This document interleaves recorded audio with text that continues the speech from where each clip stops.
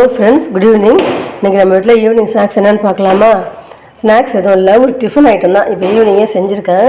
இன்னும் ரொம்ப பசிக்கிற மாதிரி, அதனால் என்ன செய்யலாம்னு யோசிச்சு சரி சேமியா உப்புமா செய்யலான்னு செஞ்சேன். இந்த சேமியா உப்புமா கடைசியாக எப்போ செஞ்சேன்னு எனக்கே ஞாபகம் இல்லை. அவ்வளோ நாள் ஆகும். இது அடிக்கடி செஞ்சதே இல்லை, வருஷக்கணக்கு ஆகுது. யாரும் விரும்பி சாப்பிட மாட்டாங்க, எனக்கு பிடிக்கும். அதனால் சரி சேமியா உப்புமா செஞ்சுட்டு கொஞ்சமாக தேங்காய் சட்னி அரைச்சிட்டேன்.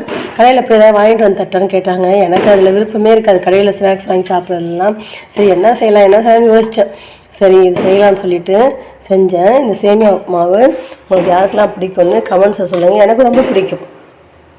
இந்த ரவா மாவு, சேமியா மாவு இதெல்லாம் நம்ம நைட்டில் சாப்பிட்டுட்டு படுத்தோம்னா ஒரு மாதிரி நெஞ்சிலே இருக்கிற மாதிரி இருக்கும். அதனால் நம்ம இந்த மாதிரி ஈவினிங் டைமில் ஒரு லைட்டாக ஒரு டிஃபன் மாதிரி சாப்பிட்டுட்டு காஃபி குடிச்சிட்டோம்னா அதோட கூட நைட் படுத்துக்கலாம். நைட் பசிக்கலைன்னா நம்ம அதோட கூட விட்டுடலாம். அந்த மாதிரி சாப்பிட்டா நமக்கு அந்த டைஜஷன் ப்ராப்ளம்லாம் இருக்காது, நல்லாயிருக்கும். இன்னொரு தட்டிலே வச்சுக்கலாம். இதுக்கு சக்கரை வச்சு சாப்பிட்டாலும் நல்லாயிருக்கும். நான் தேங்காய் சட்னி தான் அரைச்சிருக்கேன்.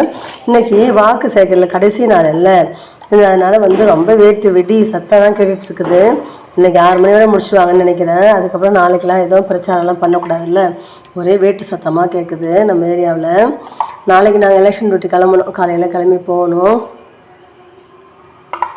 எப்பயுமே சின்ன பிள்ளைலேருந்து கடையில் வாங்கி சாப்பிட்றது நான் விரும்ப மாட்டேன். ரொம்ப சுத்தம் பார்ப்பேன் சின்ன பிள்ளையிலேயே.